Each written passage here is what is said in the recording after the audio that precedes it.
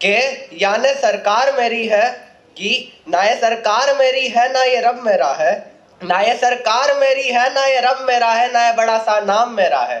बस एक ही बात का गुरूर है मुझ में, बस एक ही बात का गुरूर है मुझ में कि मैं आदिवासी हूँ और ये प्यारा आदिवासी समाज मेरा है। मेरा नाम यशपाल डोडवा है और मैं निमाड़ क्षेत्र के धार जिले से आया हूँ। कि यह भारत किसका है? अंग्रेजों का नहीं, मुगलों का नहीं, यह भारत आदिवासियों का है। तो सवाल है, जब यह भारत आदिवासियों का है तो क्यों आज उनकी हालत इतनी दयनीय है? क्यों वे अपनी ही जमीन से बेदखल हुए? क्यों वे आज भी बेरोजगार एवं शोषित है? यह नया भारत तभी महान बनेगा जब आदिवासी समाज को उसका हक और सम्मान मिलेगा।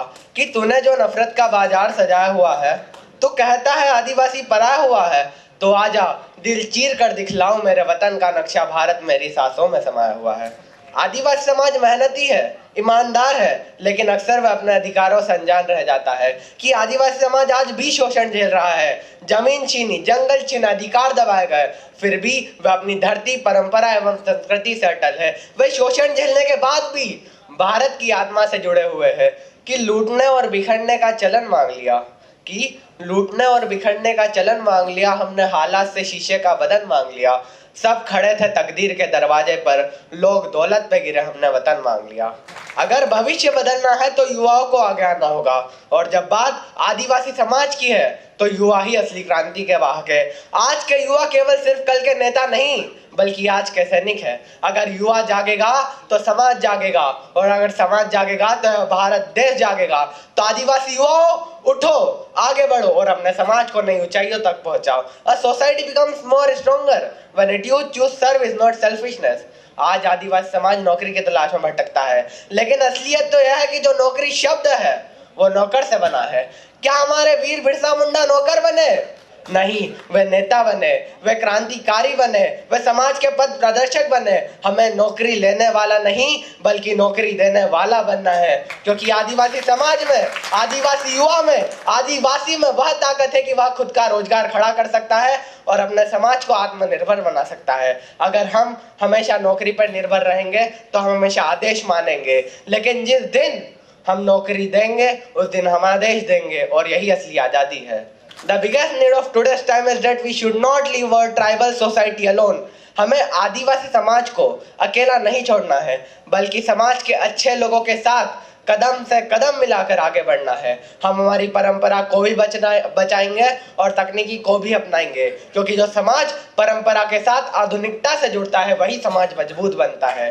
कि शिक्षा से ज्ञान मिलेगा, कि शिक्षा से ज्ञान मिलेगा, टेक्नोलॉजी से रोजगार मिलेगा और जागरूकता से अधिकार मिलेगा।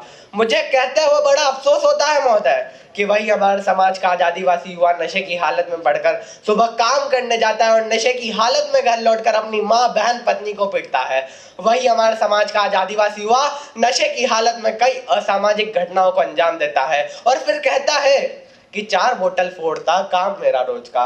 जी हाँ महोदय, आज नशे की हालत में आदिवासी युवा कुछ इस प्रकार जकड़ के रखा है जैसे एक शिकारी एक शिकार को जकड़ के रखता है। कि मैं आईना हूँ दिखाऊंगा दाग चेहरों के, कि मैं आईना हूँ दिखाऊंगा दाग चेहरों के, अगर बुरा लगे तो सामने से हट जाइए। क्या आपको पता है हम में और एक आम आदमी में क्या अंतर है?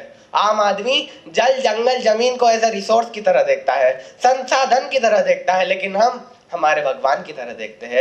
Yes, we are the people who used to worship to their resources. हम उनकी पूजा करते हैं। जहां बीमारी ज्यादा है वहां डॉक्टर कम। ये कैसा न्याय है? क्यों आज भी ट्राइबल क्षेत्र में अच्छे इंजीनियरिंग और मेडिकल कॉलेज नहीं है? क्यों उन्हें शहरों की तरफ भागना पड़ता है? मैं निमाड़ से आया हूँ तो मैं निमाड़ की बात करता हूँ। निमाड़ क्षेत्र में एक भी अच्छा इंजीनियरिंग और मेडिकल कॉलेज नहीं है। क्यों उन्हें शहरों की तरफ भागना पड़ता है? क्या इन इलाकों के बच्चों को डॉक्टर या इंजीनियर बनने का कोई अधिकार नहीं? अरे क्या कभी आपने पूछा है कि आदिवासी समाज असलियत में चाहता क्या है? केवल आप आदिवासी समाज को से अधिकार, उसके हक बता दीजिए, तो जिस दिन आदिवासी समाज को, आदिवासी युवाओं को उसके हक और उसके अधिकार पता चलेंगे तो वह जीवन नहीं बदलेगा, वह इतिहास बदलेगा। वह कानून से डरेगा नहीं बल्कि कानून का उपयोग करेगा। वह आरक्षण को भीख नहीं, आरक्षण को अपना हक, अपना अधिकार समझेगा, और फिर पूरी दुनिया देखेगी कि प्रकृति से कैसे जिया जाता है बिना उसे मिटाए। अंत में बस इतना ही कहना चाहता हूँ कि मैं रहूं या ना रहूं, भारतीय रहना चाहिए। कि मैं रहूं या ना रहूं, भारतीय रहना चाहिए। भारत का आदिवासी समाज रहना चाहिए और उसकी परंपरा एवं प्रकृति रहनी